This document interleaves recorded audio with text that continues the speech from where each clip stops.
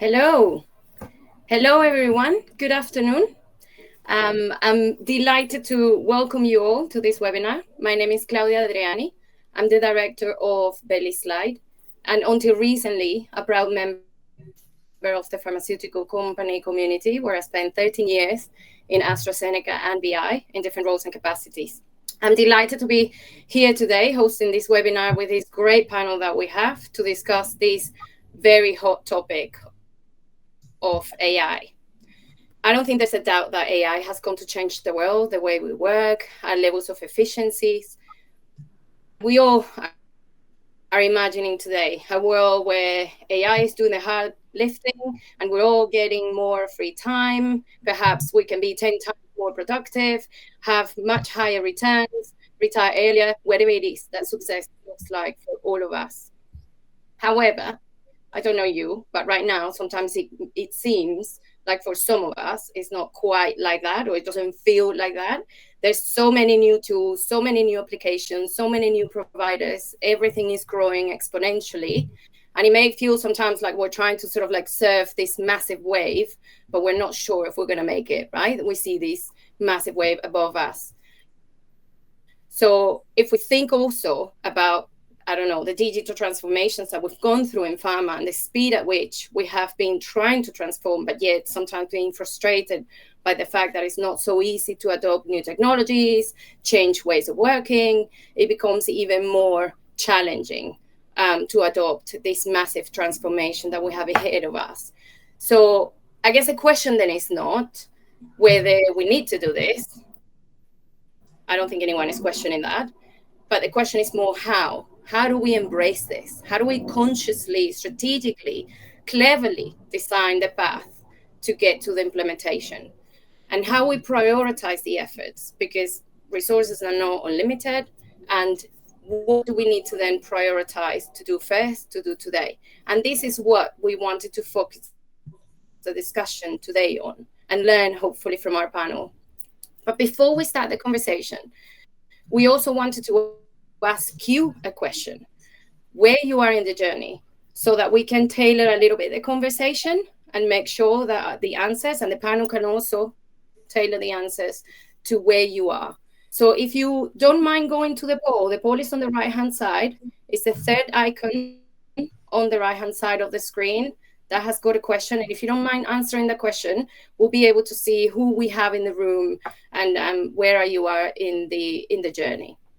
And while you do that, I also invite you to please post your questions. We have a Q&A also link where you can not only post your own question, but you can vote for questions that others post. And in that way, questions are going to be prioritized. So we'll try to find time to answer them. I'll give you a few seconds to answer, and then we'll see what the results are.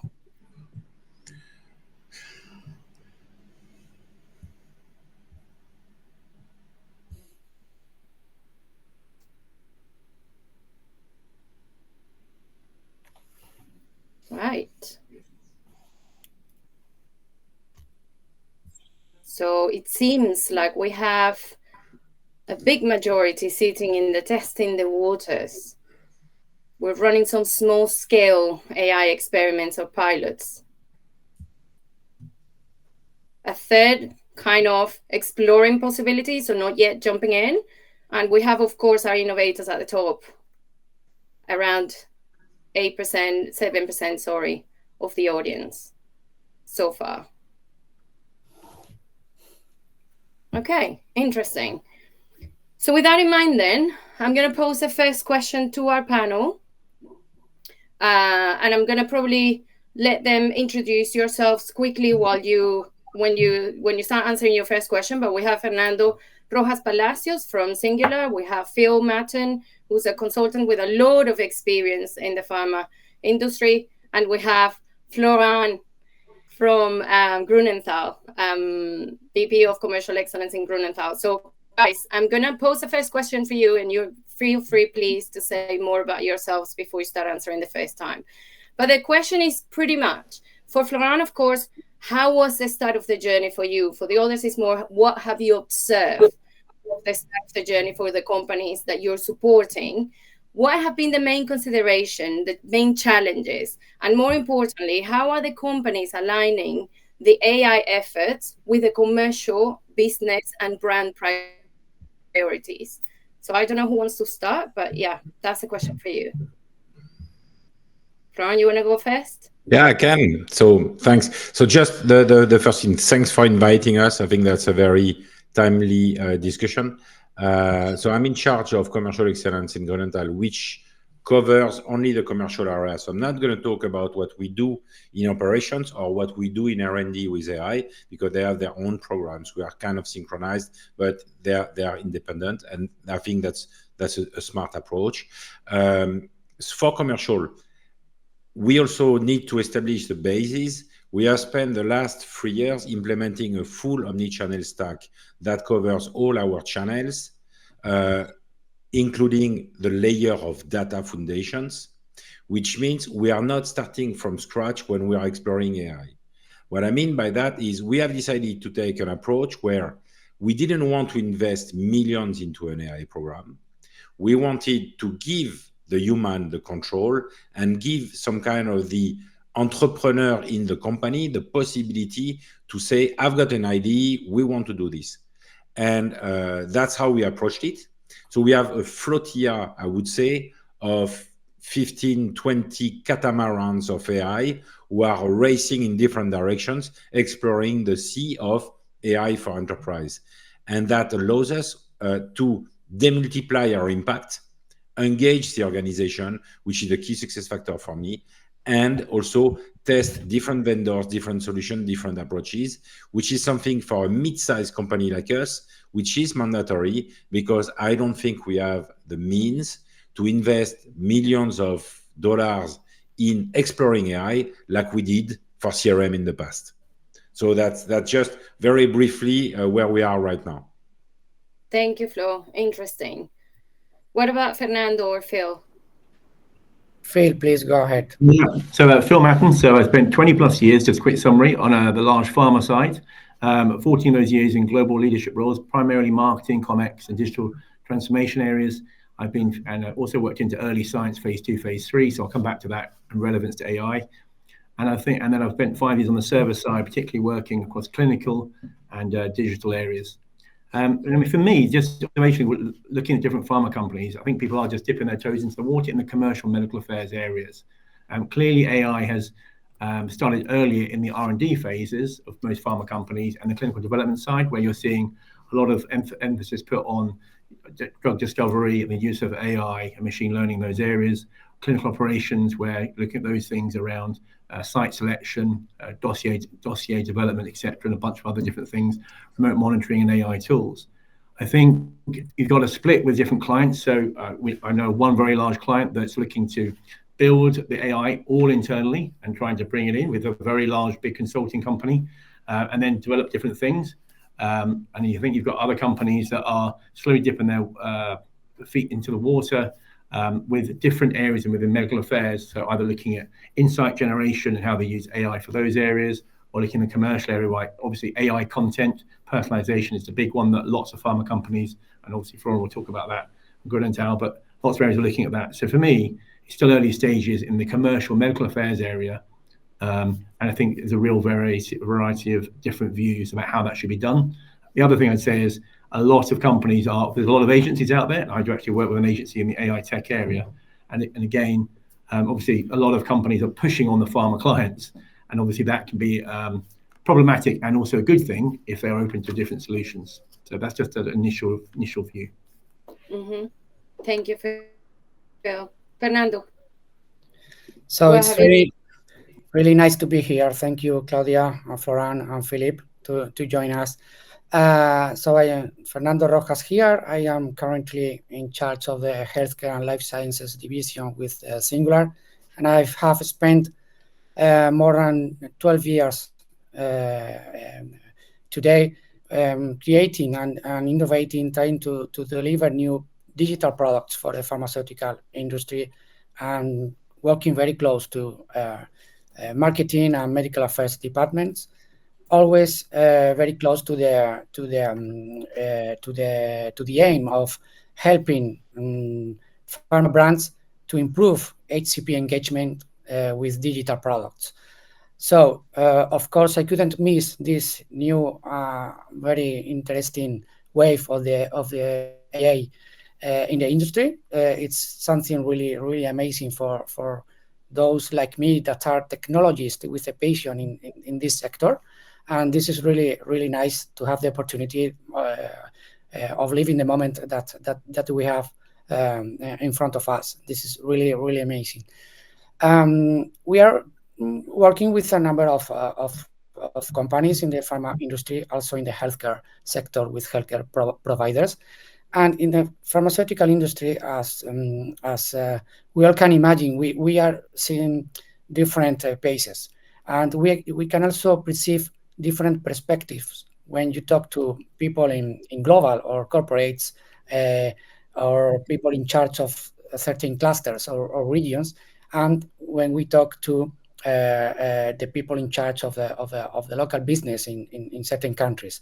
So we mainly appreciate that in some cases with really large companies there is a global and single way or path to implement AI solutions for the commercial and medical affairs departments, which I would say that are mainly focused on MBA next best action solutions in order to help reps with the best action they can take in order to carry out their next visit or call to an HCP. And we have the opportunity to work with a few of them, because this is really, I would say, the exception. Few of them that are already deploying their own LLMs platforms in which they can try and test different models in order to understand which one of them are going to be the most convenient, depending on the different use cases. On the contrary, from the local or regional perspective, we see that the word that is everywhere is copilot. So everybody in this industry is also talking about copilots. Everybody is fully aware of the possibilities, the potentials, and also the concerns that we have to take care of in terms of using these generative AI tools. And what I also see is that corporates are deploying copilots, but in many cases, countries and regions are not receiving the right training, the right guidelines and policies.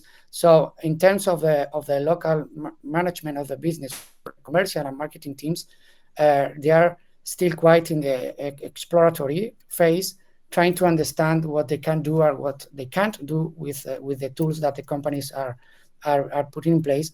But they are still, I would say, like waiting for more clear instructions for corporate. It sounds like the same situation when digital started with brand at HCP sites, and we started to see isolated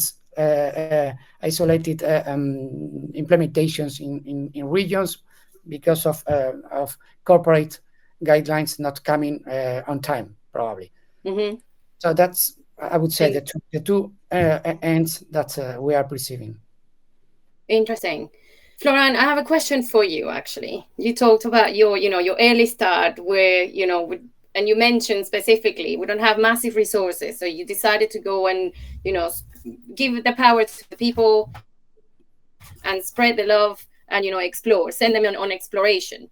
I just wonder, in the aftermath of your early exploration, if you had to start again, what would you do differently? Would you do exactly the same? Is there anything that you would do differently? So I would do something differently. I would anticipate in terms of budgets, and I would anticipate in terms of challenging the standard operating procedure by which we allow people to innovate. What you find is pharmaceutical companies are very tied to a yearly budgeting process. And let's imagine someone has a great idea, and that great idea requires, I don't know, 200,000 euro, and maybe it's going to generate a lot of money. It's complicated for many people to get that money given to them to do something if it's not been budgeted. And I think we need to find a different way to have somewhere a team, some kind of an internal fund that can help those people get access to funds to drive their innovation at speed and at scale. So that's one of the things I would do differently. I would attack that first. Now, overall, I think we try to work on the people as much as on the technology. We linked business ideas with people capabilities and technical solutions. And I really do think that if you don't match the three, there's no magic that can happen. If you only have one or two of those dimensions, the experiment is going to fall flat. Interesting. Any comments on that? Because otherwise I have a follow-up question, not just for Florent, but for everyone. I mean, I think there's a question there from Nick just coming in there. What do leaders need to do? So I think that which links to this same thing, which is I think that's allowing individuals to identify their big problems and then prioritize those problems when they've got that before you start thinking about AI. What these things need to be linked to, are they going to augment and improve a particular problem or opportunity? That's the first thing, rather than actually just being an experiment for the sake of doing something. What problem they're going to solve, first of all, then be able to prioritize it against what are the big problems. And then when you do that, for me, there are two things that are really key. One, have a very clear roadmap of what are you trying to measure? So you move from pilot to scale. So if you do that and you meet those measurements, then look to scale with that roadmap. And the other thing is most of these projects need very, very strong change management. So there's a recent McKinsey article that talks all about Gen AI.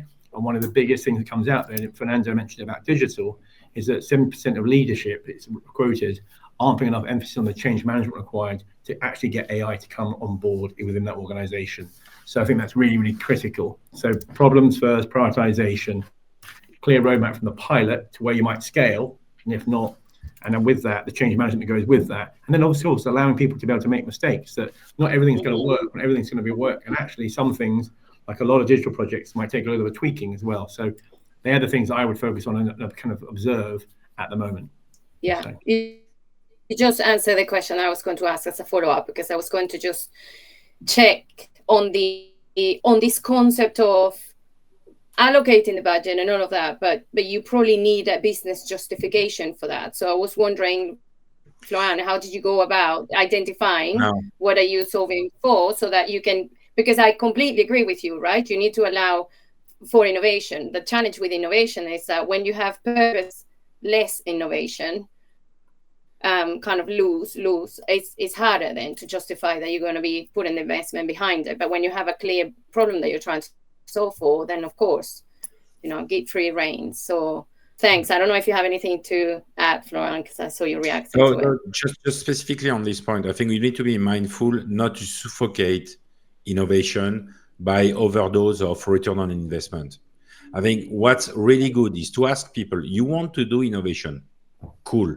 You got an idea? Great. You have a technology? Fantastic. What is the business output? What is the business impact? What do you want to achieve? If they cannot articulate it, then they probably need to rethink the real opportunity of what they want to do. Is it just a fancy, or is it something that's going to really deliver something for the business? And I think, to Nick's question on what do leaders need to do to create their environment, it's following that leadership skill, which is removing barriers for others, which is let's articulate the case and then let me pick the burden to convince the organization that this is worth investing money in, that you know what you're going to do, and maybe it's going to fail. And even if it fails, it's okay, because this is trying to innovate. 100%. Thank you.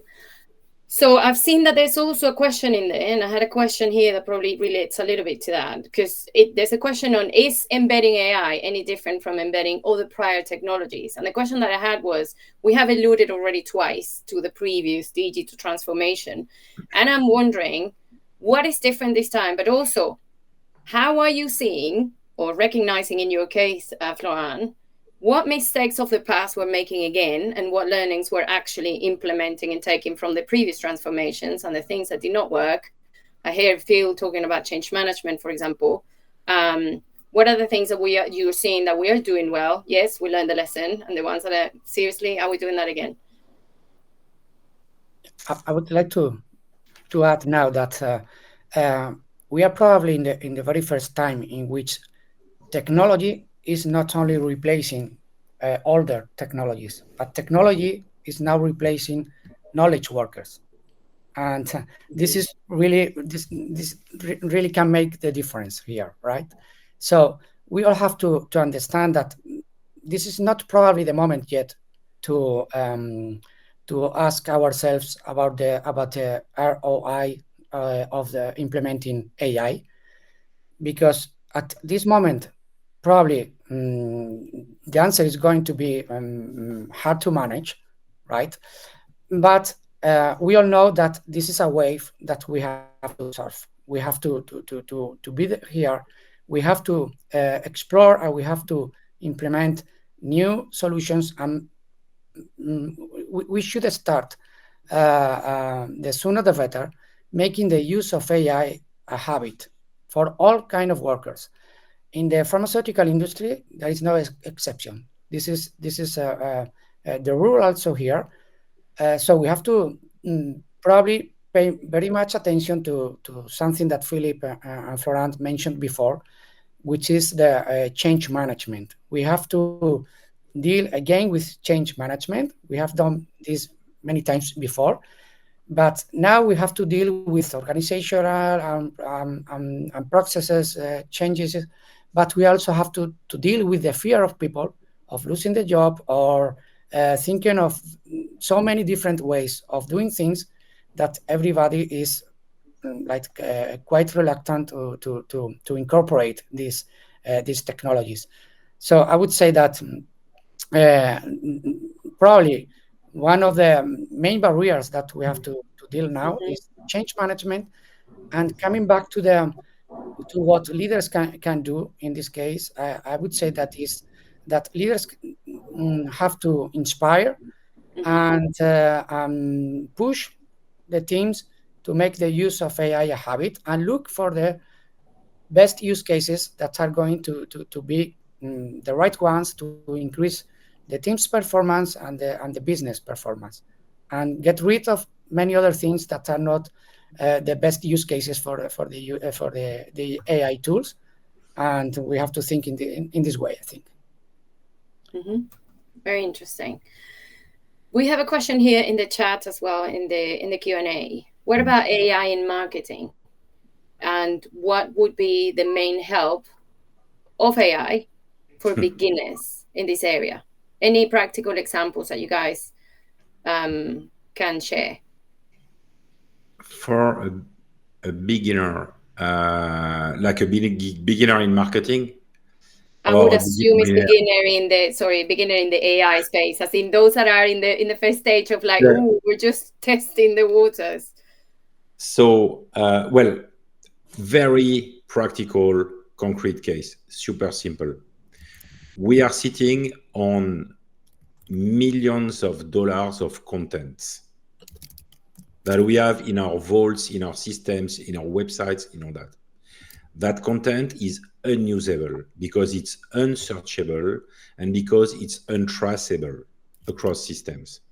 You can use AI to manipulate all that content, to tag it using a taxonomy that's going to be precise enough for the marketeers to be able to identify that we have 50 pictures of the same pill somewhere in our content management system, that we have already this study being described in 6 languages, with the graphs being available in 3 different formats, and that you can reuse that content.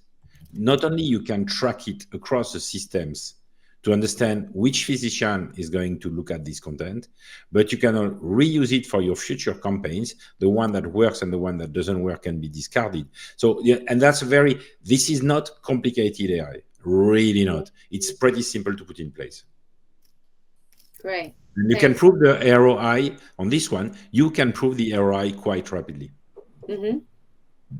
Phil and Fernando, do you have any thoughts, any advice? A couple of others which are now well established but aren't being used as much as they could be: medical marketing. So your KOL profiling mapping, whether you're entering a new therapy area or whether you think you know the therapy area, which to my medical friends I work with a lot of time in early science or actually in market, you can always learn about your KOLs and what's going on, who they're talking to, who are the digital opinion leaders, etc., who's tweeting, not tweeting.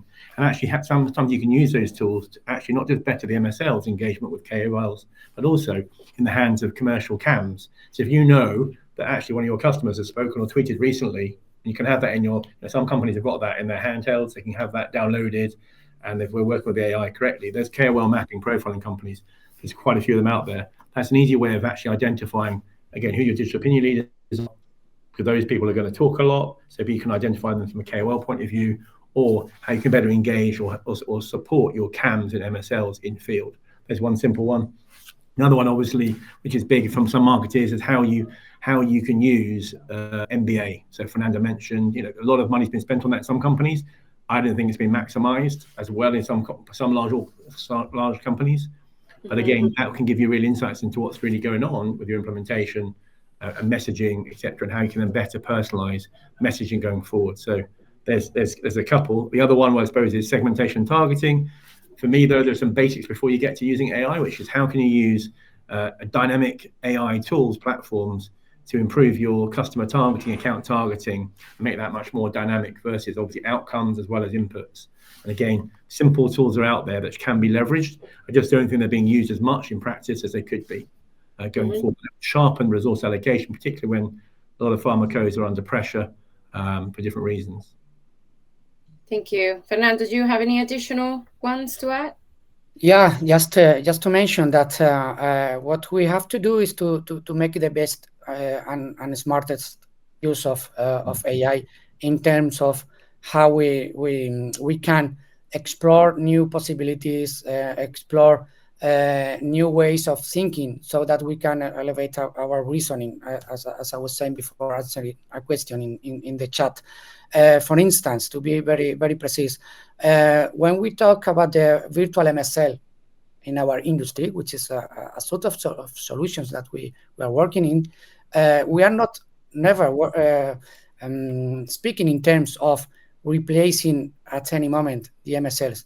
We are talking about helping MSLs to reduce their most routinary tasks and to have more valuable time to have better, more valuable interactions with their clients. So it is not a matter of using AI in a non-responsible way, asking for everything, just writing for us any simple email. It is about receiving the right information and the right alternatives that make us think wider, with more perspectives, and elevate our reasoning. That's what we are talking about in this. Thank you. And that brings me to a thought that I had while Phil was talking about insights and AI. And Florian and I were in another conversation one time when we were talking about the power of AI to enhance but not substitute, especially in some areas. And those that know me know that I'm passionate about this topic of, the human element of the insight that will never be replaced, at least not for now, not with the AI that we have. Still, we haven't got to that superhuman in the human sense of the word human, that can actually, feel the way that we feel when we are in front of people to people talk, that gives you other elements of the insights that are equally important. But of course, it can enhance our ability to look at vast amounts of data and whatnot. So great point on, like, it's a complement, it's a co-pilot, it's a companion to make you more effective as opposed to substituting people. So there's another question that I had. Phil mentioned this at the beginning. The different approaches that you see, Phil, on some companies focusing on internally developing all of their applications versus probably others that are more kind of outsourcing. You even mentioned also the pressure from vendors that are trying to, sell solutions. What are your thoughts about this approach? When is it better to develop internally, or think about that you need to develop internally, versus when just outsource? And how do you plan that strategically? I think it varies by the type of companies, how much money you've got. I mean, how much money you can plow in. If you're a very top, lots and lots of billions of pounds, then obviously you might want to do it internally. But I don't believe fundamentally that pharma is designed to be an AI companies. That's my personal view. That we're R&D, produce products, and then we sell those products. So even manufacturing, a lot of that's outsourced as well. So I think that you'll never keep up with the world of AI and the tech companies externally. But the variation seems to be some big companies are just putting a lot of money in it centrally, CEOs plugging to big companies. The other option is, which has positive negatives, because I know some of those companies that are moving more slowly than maybe some of the smaller mid-sized companies, because they're being a bit more nimble, using the expertise of outsourced agencies. I think also it comes back to what's the problem you're trying to solve or trying to improve within that innovation again. So again, just putting a whole pile of cash in, you've got to be really clear where you're going to put that, and you've got to be able to prioritize that. So again, I think you'll have companies doing both outsourcing as well as insourcing. The other thing that Flora and I we discussed before is confidentiality. Where you believe it's really important to have that internal from a confidentiality point of view, you probably might invest heavily in the AI with internal tools. Again, though, there are lots of third parties that work right into early sign and confidentiality. So I don't think that's necessarily always a barrier. So. Florian, how was it for you guys? I mean, what were your main considerations when you decide what you're going to be outsourcing versus what you're going to be developing? So yeah, Phil framed them. I think so. First, confidentiality. If you have things that you want to keep inside the company, then you're probably better off building something internal than using anyone external, because no one really knows how that data is going to be used outside. The contracts are kind of a bit blurry and stuff like that. Also, when you are aligned to your company strategy, so something that is a strategic imperative for the company and that you can power with AI, it's smart to double down on it financially and with resources. Also, because it allows you on the way to make sure, like if you use Gen AI, for instance, most of the general public Gen AI, I would call them dog GPTs. They are GPTs who tell you what makes you happy and they want to please you. And the problem is, if you use that to create strategic insight, you may just be mistaken by the answers of the GPT. So these are the models that you need to tune by yourself to make sure they are completely accurate. Now, that's only one part of what you can do with AI. For the vast majority of small use cases, there is no need to develop something internally. You can perfectly partner with someone that's going to do it, and then you can insert their technology, just making sure that your personal IP is not spread into the community. Yeah. Great answer. Thanks. Fernando, do you have anything to add to this? Yeah, sure. Although my opinion may not be impartial in this topic, of course, but what I would say is just that whether you go for an external provider or tech partner or not, the important thing is that you can have all the control over the tool, over the algorithms, over the magic box. Let's say. I don't think that black box way of doing things of certain algorithms and certain products or solutions in the market is a good approach in an industry in which the compliance and regulatory are so strict that as we have in this sector. So I would say that in any case, you should have the control over the algorithms and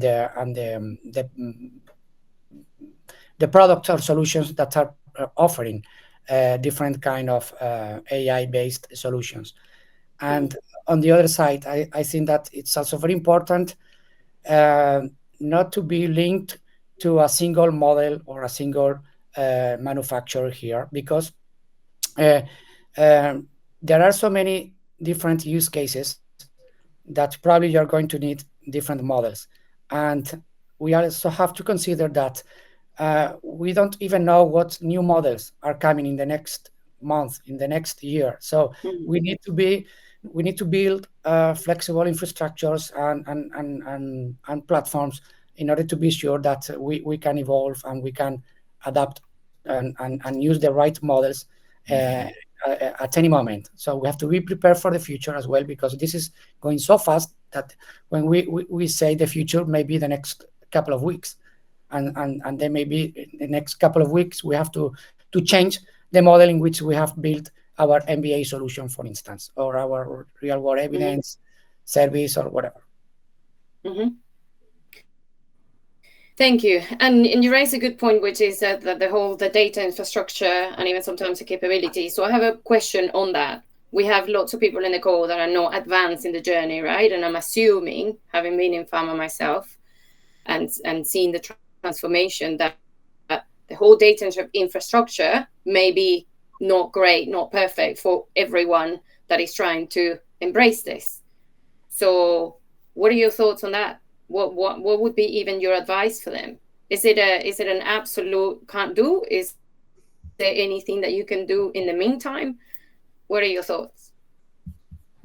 I mean, from my point, anything's possible. I mean, Florence is a good example of a senior stakeholder. So, you need to have an idea, generate the ideas, and then obviously get some senior leadership stakeholders on board. That it's possible. But data privacy seems to be, everyone's scared of data privacy issues. I work in the one area is conversation intelligence area in the US.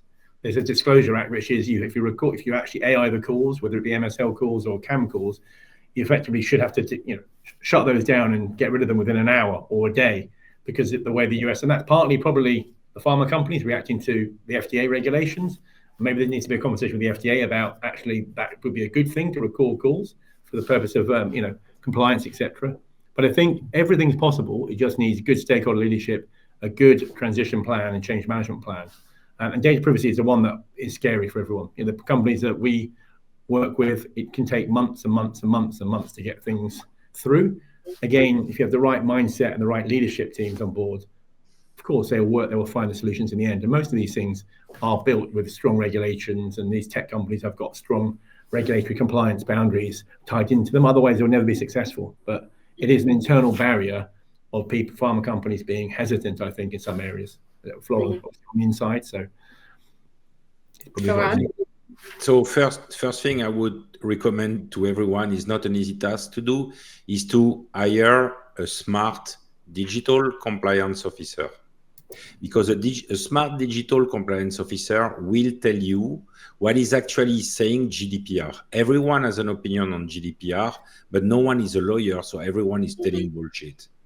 So the first thing is have someone who can tell the law. That person can also help you set up in place the appropriate e-consent policy and strategy that's going to make sure that you can do what you want to do with your customer data in all transparency for them, so they know why you are processing their data and what you're going to do with it.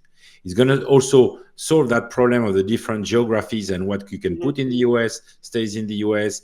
Don't outsource it to guys in India who are doing, whatever you need, because you can't. And this, so that takes that. Let's say first, let's manage to keep you out of jail. Then second, on the data, let's make sure we have a proper governance, because a clean data lake becomes an horrible, data swamp very quickly.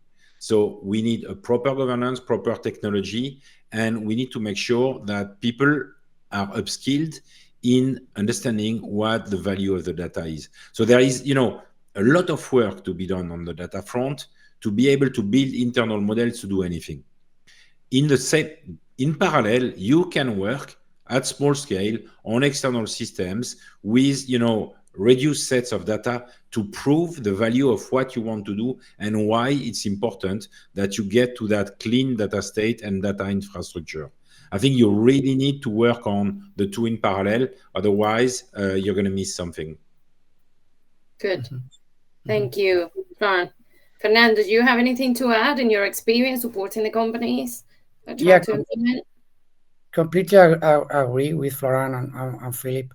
I would add that because of so many disciplines that are involved in the implementation of AI, that's why this is requiring a sort of AI office or department that can assess all the company in terms of not only technology but also legal issues and managing the data. What's the best architecture in terms, I insist, not only of technology but also in terms of organization and legal and compliance issues. So I think this is really a new way of doing things that is demanding probably new structures within the company as well. Mm-hmm. Great, Just thank you, Fernando. What's quick that? comment about consent. To Florence' point about consent, people think that's going to be really tricky with AI. Even in areas where I've worked with virtual engagement, whether it be CAMs or MSLs, people often ask me the question, will the HCPs consent to recording your call? Yeah. 99% of customers have no issue with it. The issue normally is the internal barrier of the internal MSLs and the CAMs. So a little bit, that's an easier area than getting into AI, but it goes to show you a lot of these barriers about what's possible are internal mindset. What can be done? I suppose that's just overcoming those internal change barriers and making people feel that these AI tools, a lot of them then are not there to replace, they're to augment the human and improve the way the human interacts with whatever it might be. And it speaks to this probably lack of sophistication of understanding of the law, because then when you don't know, then you just assume and apply certain things to everything, and then you suddenly are trapping yourself, when actually if you read the law you realize that there's nothing wrong about it. You can perfectly do it. We're just making it all up. But Claudia, I think lawyers do long studies for a reason. It's a complicated field. Yeah, 100%. Because on the one hand, these two, you said keep you out of jail, but sometimes they keep you out of jail, and I know that you didn't mean it this way, but it sounds like, well, they tell you the things that you can't do to prevent the problem, and sometimes it's actually cleverly keeping you out of jail, allowing you to be free, doing everything that you can without really, really getting into trouble. Not the trouble that you made up in your head, the real trouble that you can get into. Great, thank you for that. Very, very important topic. You also touched a lot on change management, and there's a component of people that Florent mentioned in the way that they enable the team, but also what is important. And I'm wondering, what about the capabilities? Because we read everywhere, right? Our capabilities need to change, and our capabilities need to change. But we also know that that is not the hardest thing to change, but it's the one that takes the longest. And if it's too many capabilities to change, well, something needs to be prioritized, because we can only learn so much in a period of time. What are your thoughts on the critical capabilities that people should be investing in their people, and even to who? Because sometimes you might need to choose to train some people first and then start from there. One thing I'd say is I've seen some organizations they're really focused on identifying, supporting agile learning. So agile learning, identifying those people that can take on board these new things, new innovations, etc. And as in that capability, the biggest issue to get capability to be developed is mindset for me. It's trying to get the mindsets to open up, and that requires an agile learners. So putting more time into that, identifying who the agile learners are, they become the leaders, driving that forward. Then that will obviously drive capability changes over time. But until you realize actually it's the right thing to do, you're not going to start picking up these new skills and knowledge unless you start to believe it's actually important going forward. And it is moving at a very, very fast pace. And so for me, that's, I suppose, a key mindset change first before you get into capabilities is where I would focus. And also, who are the new leaders of the future that are going to drive those things forward? So I've identified three capabilities that at least we need to build in commercial organizations. The first one is for the teams that operate the system, set them up and all that, which is analytical capabilities, like real deep analytical, starting from the world is not explained only by correlations. There are models that are more sophisticated that maybe you cannot calculate yourself with an Excel formula, but that give you better explanations of the world than just a correlation. The two other capabilities, very important for end users of AI systems, is one, the capability to do critical thinking, the capability to look at the results given by the machine and think this is too good to be true, or this sounds odd, or this image is weird. Like, not taking for granted that the output is as perfect as a McKinsey report. That's and the last one is data acumen. We need everyone in the organization to understand that data is something that is of real value for the organization. And when you are in field recording a post-call activity, everything you put in the systems needs to be accurate. It needs to be clear, easy to understand, and needs to be useful for the organization. Because then we build a data-driven company where everyone knows that our common, fuel for our future business is the data that we have entered in the system, and that every one of us has a role to play in making sure we keep enriching our data set over and over and over again. And that's not something that, the marketeers, for instance, if you have worked with zillion marketeers, Claudia, right? How many times in your life have you seen marketeers embedding in the detail aids they provide the sales team some market research question in a smart way? Probably very few. Yeah. We have millions of interactions with HCP where we could gather one data point, just one. Yeah. That would save millions in market research, and that would enrich our company knowledge on our customers and their patients immensely. So we need to build that data acumen in our people. Yeah, and I'm glad that you mentioned that as data, because we do look at data, but some of the data that we are obsessed about is less relevant. So embedding actual real questions that allow you to take advantage of the many contacts much richer than just checking how many calls and for how many minutes and God knows. Great, thank you. Fernando, do you have anything to add? Yeah, I like very much, Florent, how you made the difference between the team that operates the system and the teams that are going to be using the system. And I fully agree on the importance of the awareness for the teams to enter data with good quality. We all know the importance of the quality of the data, and in this case, in which we are training models and in which we are expecting for more valuable insights, it is more important than ever. So I think this is really, really critical. I would say that from the skills perspective of the teams, at the risk of repeating myself, I think that it is very important to educate the teams to make use of these tools in a way of being more critical. So we need these tools, and we have to welcome these tools and these technologies to be more critical in our thinking, in our reasoning, and in order to be always looking for new perspectives of approaching the problems, and not looking directly for the responses. So this is something really that has to be addressed in terms of that change management and educate the teams to make really a very good use of these technologies. Quick follow-up on the capabilities for the panel. So Florent, you talk about the different teams. What about the leaders?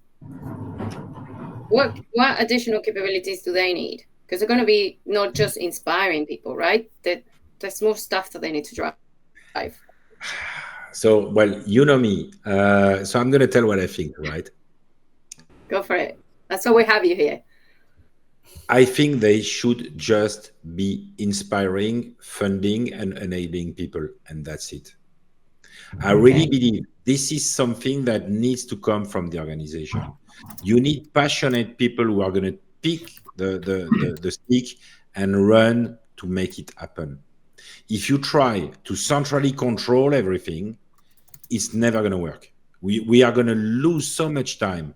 The energy you can develop by deploying across multiple people who take on themselves to run your pilot, your project, and this stuff. Like, for instance, I just built that on my experience, but for instance, our 15 pilots, we had 100 use cases at the beginning. We reduced down to 15 use cases. we have hired no one to run those pilots. They are all coming on top of people who had full-time jobs. And they do it because they are passionate about it. They do it because they can create energy around them and make sure the teams are going to run and to deliver and to make sure that it works for our customers and their patients. And I think really the role of the leader there is to show the vision. This is where we could go. This is what we could do. And that would be awesome. Guys, if you have ideas, I give you the means to achieve your objectives. And that should stop there. Let's not try to control everything centrally. Okay. But can I just clarify, is there an implicit enough understanding, and I'm not saying the technique of it, I'm not expecting any leader, but to be able to actually paint that future? Because the challenge is, if it's a limiting beliefs that come with a limited knowledge, right? And I'm not talking about the nitty-gritty of the technical knowledge. I'm talking about the being able to picture what it could be done.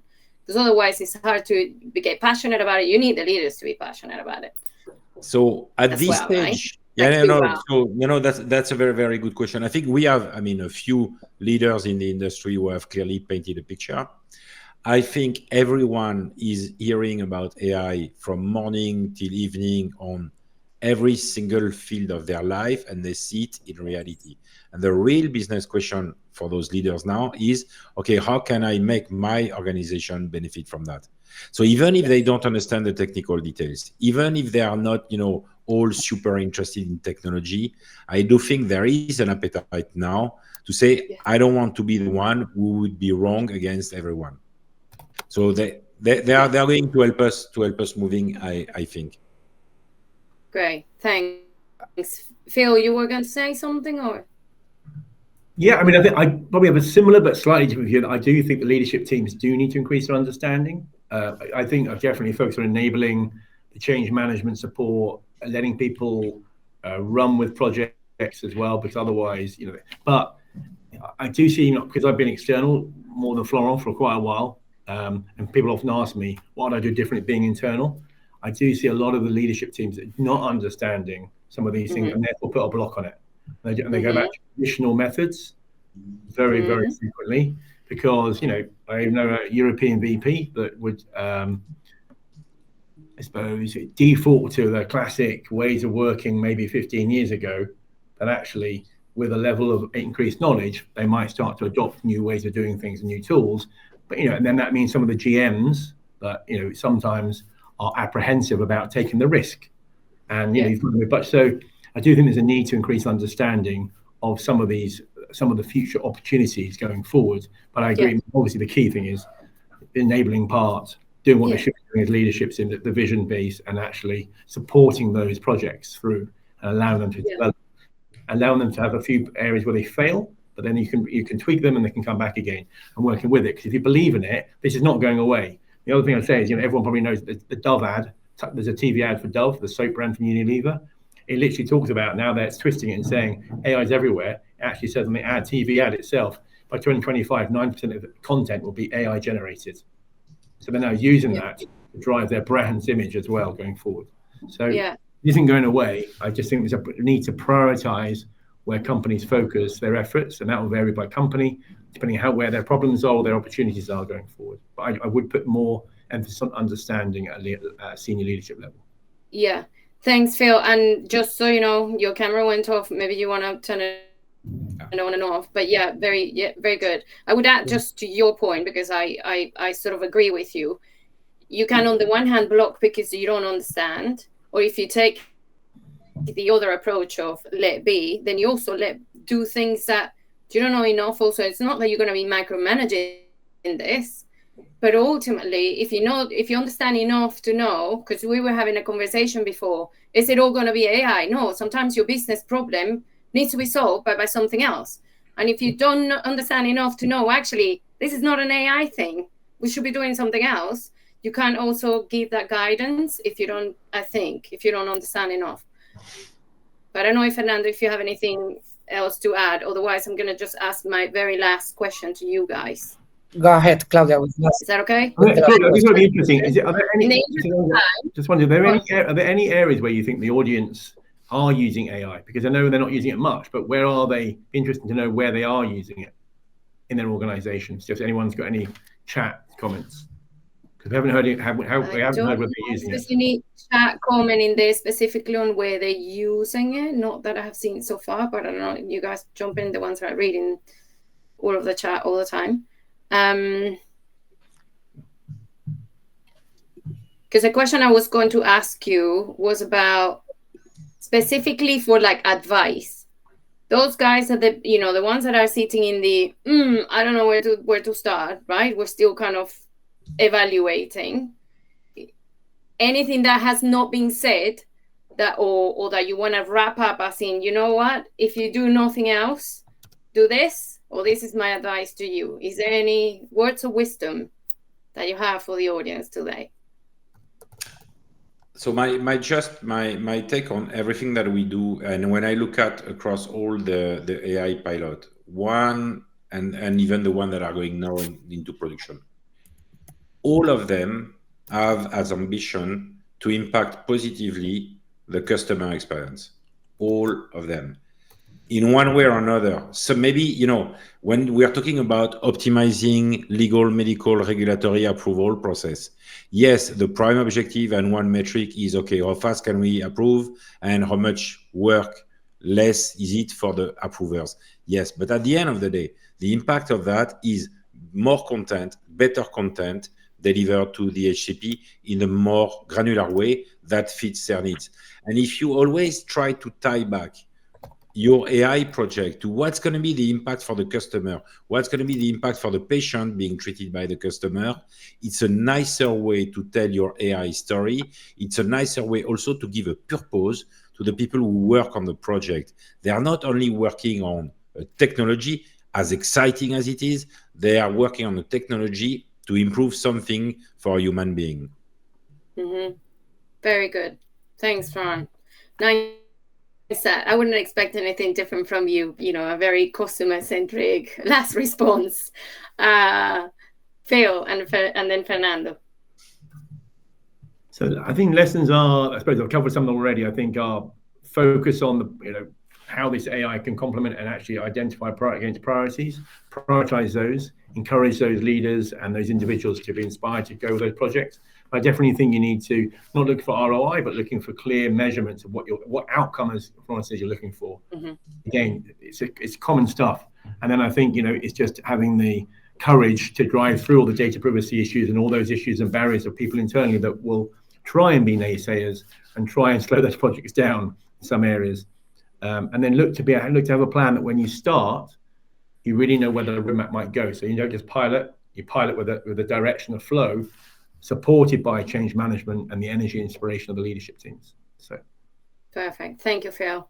Fernando, any last words? I see here in the chat that content creation is probably getting the most attention in this area. Of course, this is really very straightforward with generative AI, but I would also say that we have to pay attention to the new ways of reaching physicians and connecting physicians and providing content to physicians.